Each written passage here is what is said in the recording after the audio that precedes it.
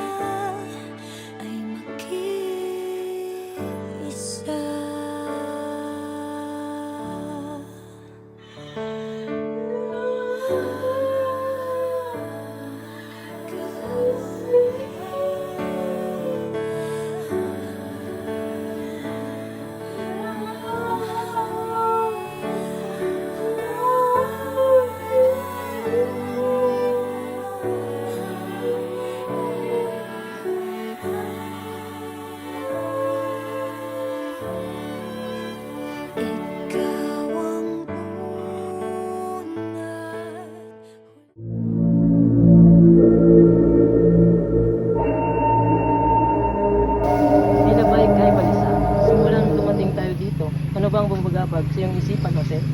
Ang taong muli kong iniwan para sa pagmamahal sa aking bansang sinilangan. Si Suzanne Jacobe ba? Paano na si Leonor Rivera? Hindi sapagkat gumising na lamang ako siyang aking mahal at nagsisising hindi nasabi ang aking tunay na nararamdaman. Ngayon, mainit na ang mga mata sa akin ng mga Espanyol. Bakit hindi mo lamang balikan sa Brussels upang hindi pa huli ang lahat? Ilang buwan na ang nakalipas. Marahil, nakalimutan na ako ng binibini.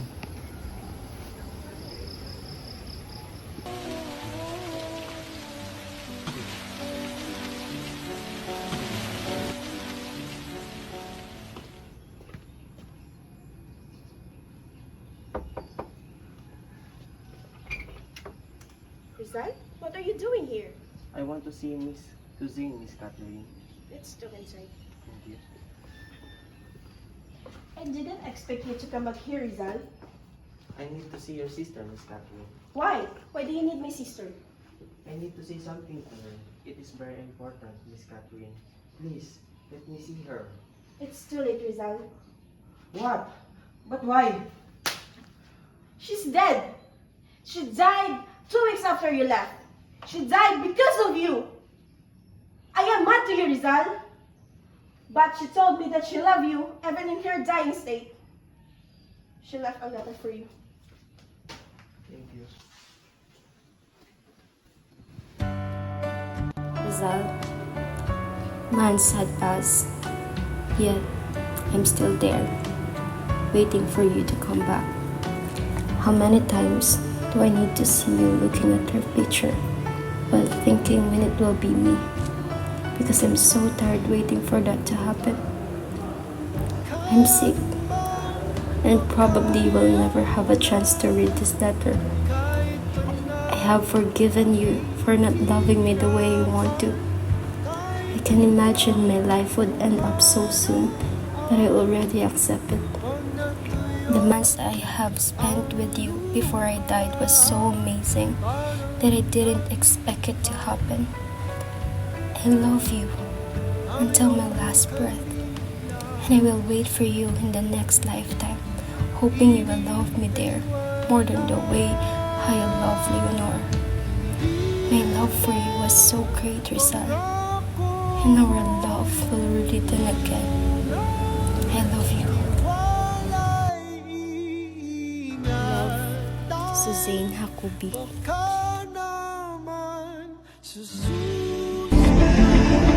Huliin si Rizal!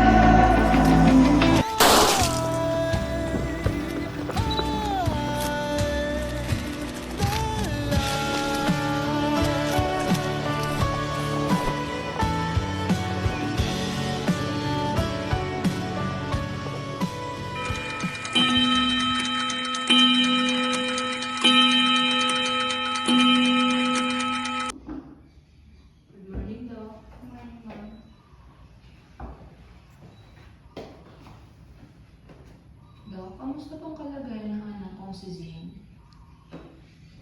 In our result, ma'am, we find out that a neurological injury from drowning causes Bizane to comatose, lacking brain stem reflexes. Also, we find out that only a few additional minutes of hypoxia, it may result in persistent coma. In short, Ms. Zane is experiencing a submersion fluids that result in the body and brain inward. But think her body temperature is normal. Masyado po kasi maraming tubig pumasok sa kanyang katawan at nawalan po siya ng oxygen at mabuti lang po nakasurvive ang kanyang brain and this result of coma. Gawin niyo po lahat, Dok, para gumising at maging okay siya, Dok. Makakaasa po kayo, ma'am. Thank you, Dok. Okay, ma'am. Anak, Zane, gumising ka na please. Hindi ko alam na ganito pala kasakit na makita kang walang malay at hindi makakausap. Gumising ka na please. Alam ko, maririnig mo ako. Kaya sana gumising ka na. Dahil marami pa kaming naghihintay sa'yo, Zane. Please.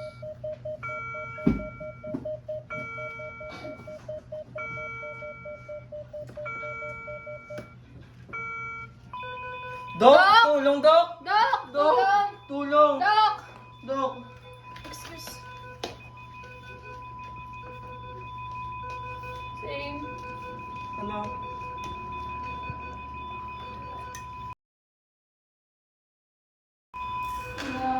Hard! No! 1, 2, 3! 1, 2, 3! 1, 2, 3! 1, 2, 3! 1,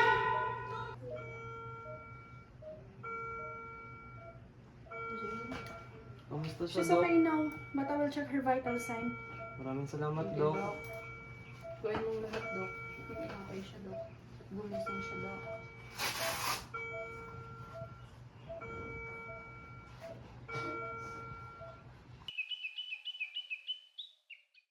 Sana gumising na si Zane. Kaya nga, tita, tagal na natin dito eh. Miss na natin siya. Sana lumakasagad siya. Zane? Dok? Doc! Dok, tulong, Doc! Zane? Doc, excuse.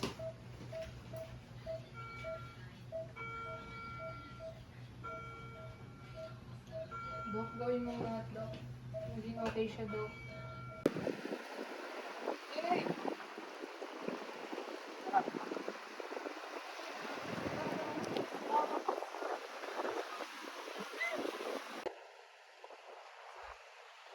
Tawad sa mga kasalanan na gawa ko sa iyo.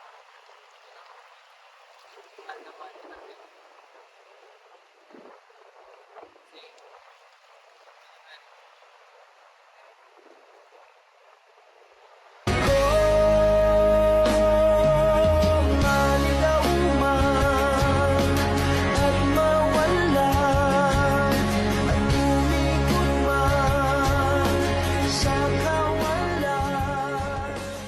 Sino yung nasa panaginip mo?